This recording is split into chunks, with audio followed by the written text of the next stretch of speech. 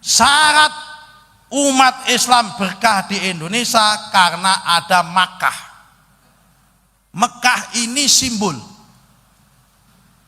Mekah ini simbol karena kota Mekah itu ada yang punya. Setiap kota mesti ono pundene, ono danyangi. Pundene kota Kudus itu Sunan Mbah Ja'far Shadiq. Sundene wong Mejobo Mbah Suryo. Sundene wong Colo Mbah Sunan. Pundene wong Demak Sunan Kalijogo. Sundene wong Jepara Ratu Kalinyamatan Sultan Hadirin. Pundene wong Pati Pangeran Praglopati. Pundene wong Kajen Mbah Mutamakin. Ngoten kan?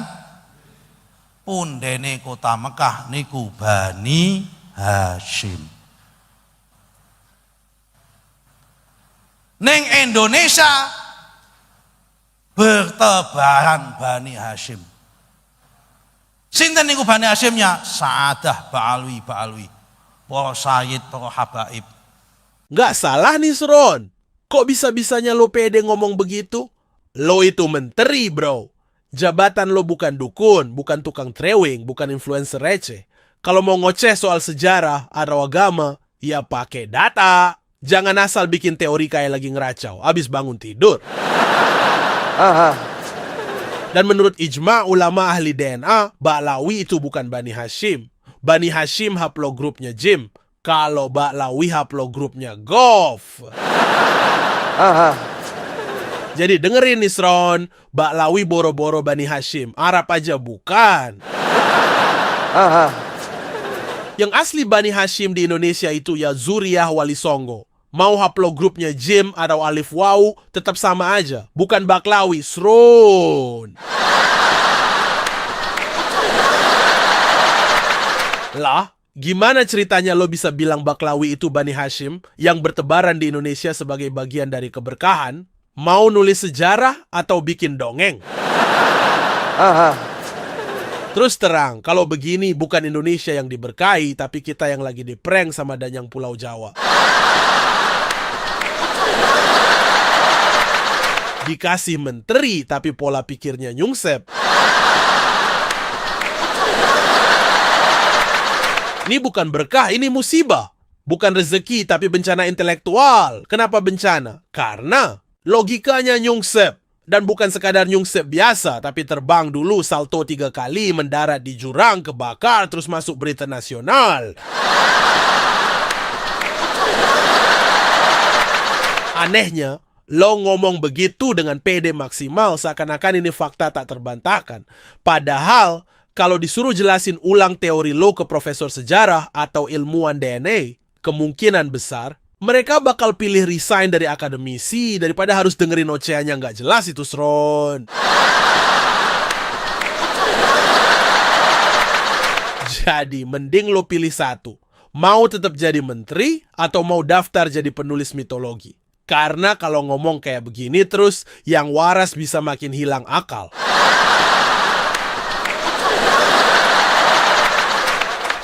Sing sekarang lagi diragukan oleh Imaduddin sambungan nasabnya. Bukan diragukan, Sron, tapi diyakinkan kalau ini ngawur. Kenapa? Ya karena jelas, ilmu sejarah nggak tembus, ilmu DNA apalagi. Ba'lawi bukan sekadar nggak lolos ujian, tapi bahkan nggak berani daftar ujian. Kiai Imad itu pakai ilmu, Sron. Ilmu itu jalan mendekati kebenaran, sedangkan lo jalan mendekati delusi. Kalau begini caranya, lama-lama kita perlu cabang ilmu baru, nusronologi. Studi tentang teori-teori ngawur yang disampaikan dengan penuh percaya diri.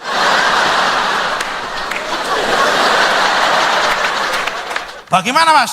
Kalau saya pribadi punya pendapat, barang siapa wong sing biasane rajin maca selawat, wong sing gaene rajin nyebut namane Kanjeng Nabi, wong sing biasa rajin melafalkan kalimat Nabi, sing biasa nyebut Kanjeng Nabi, sing biasa mencintai Kanjeng Nabi, sing biasa merindukan Kanjeng Nabi, insya Allah orang itu dicintai dan dirindukan oleh Kanjeng Nabi. Hahaha, Nusron lagi nyepin teori ini dari ngawur sejarah, loncat ke narasi solawat. Plot twist makin absurd. Gak ada hubungannya, Sron. Lo kayak orang yang habis gagal ujian sejarah, terus buru-buru ganti topik biar gak ketahuan bego. Gue curiga lo ngomong gini karena hasil riset kucluk lo sendiri, alias observasi ala-ala, ngelihat Khabib Baklawi sering ngadain konser solawatan, terus lo simpulin mereka paling dicintai Nabi. Kalau tebakan gue bener, ya ampun Sron, lo ngaco. Orang Indonesia yang rajin sholat, rajin tahiyat, berarti sehari-hari gak pernah lepas dari menyebut nama Nabi. Para salik tarekat, berapa ratus bahkan ribuan tiap hari baca sholawat Nabi. Malah sholawat bagi orang Nusantara itu sudah membalung sum-sum Sron, bukan sekedar syarat ibadah lagi. Sholawat bukan hak paten Khabib, bukan franchise Baklawi. Jadi jangan ngadi-ngadi kayak akademisi TikTok deh. Ntar lama-lama lo bikin teori baru. Baklawi pemegang saham terbesar sholawat Nabi. Nah, orang yang mencintai Kanjeng Nabi, begitu dia memegang sesuatu, pasti sudah terasa ini ada darah Nabi atau tidak. Sron, secara nggak langsung lo mau memproklamirkan diri sebagai bagian dari golongan yang dicintai Nabi. Cuma karena lo yakin Baklawi itu cucu Nabi. Gua nggak menafikan karomah orang-orang suci tertentu yang bisa sampai pada level itu. Tapi kalau lo pakai ini buat melegalkan klaim Baklawi sebagai cucu Nabi, sementara sekian banyak dalil dari ilmu genetik maupun ilmu nasab lo abaikan, ya ini bukan iman tapi kehaluan. Lo tuh harusnya bisa mencerna, Sron. Orang mondok bertahun-tahun itu dijejeli ilmu dari nahu sorof, usul, sampai mantik, biar bisa mengakses kebenaran melalui turos-turos ilmiah. Tapi lo belajar bertahun-tahun, malah terjebak hikayat, keramat. Gue serius gak habis pikir, kok bisa model santri kayak lo lahir di era modern? Sekian tahun belajar biar bisa bedain mana dalil kuat, mana kisah fiksi, akhirnya dibanting sendiri sama cerita yang sumbernya nggak jelas. Dan bukan gue menolak keramat, tapi kalau kisah-kisah seperti itu lo posisikan lebih tinggi dari hadis sahih sekalipun. Ini udah bukan sekadar kesalahan berpikir, ini sabotase akal sehat. Lo pikir Nabi itu kasih sensing power kalau buat deteksi darah kenabian? Kalau bener, mending lo jadi alat tes DNA hidup deh. Biar family tree langsung gulung tikar.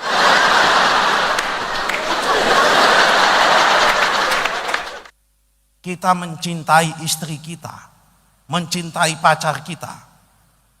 Baru jarak jauh itu kita udah tahu baunya parfumnya istri kita.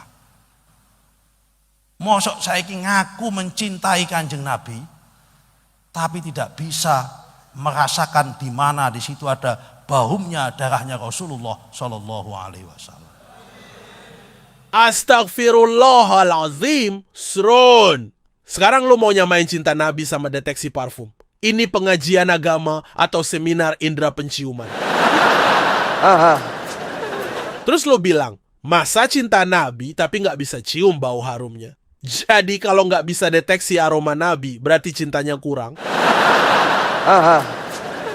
Fix, ini bukan logika, ini tes hidung mistis. Untung lo bukan menteri pendidikan. Coba kalau jadi Mendiknas, lo mungkin bakal bikin cabang ilmu baru. Ilmu olfaktori kenabian. Level santri bisa cium bau sandal. Level ustad bisa cium bau sorban. Level Nusron bisa cium bau kenabian dari wifi.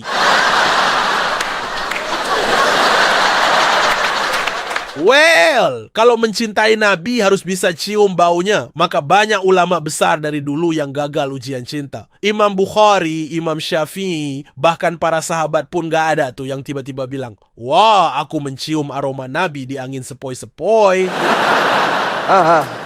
Tolong, well, gak usah ngarang kriteria cinta ala hidung supranatural. Jangan suka ngadi-ngadi. Lo kalau beneran bisa cium bau Nabi dari jauh, mending daftar kerja di airport, jadi human scanner. Maaf Pak, dari jauh saya udah cium baunya. Anda nggak ada hubungan sama Nabi.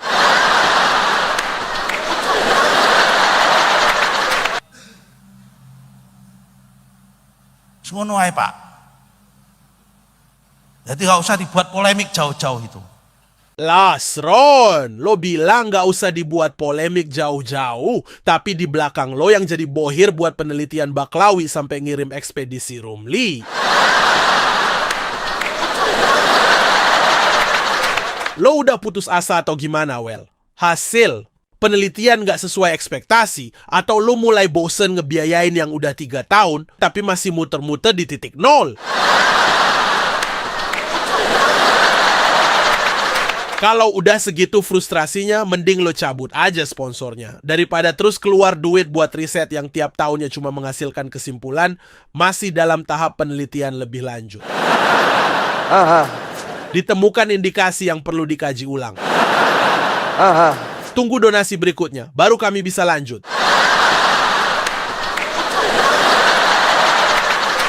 Pak Prabowo, tolong Menteri satu ini dipindah ke Mendiknas biar kita semua dapat mata pelajaran ilmu olfaktori kenabian. Jangan biarkan potensi besar ini sia-sia. Masa depan ilmu penciuman umat Indonesia ada di tangan beliau.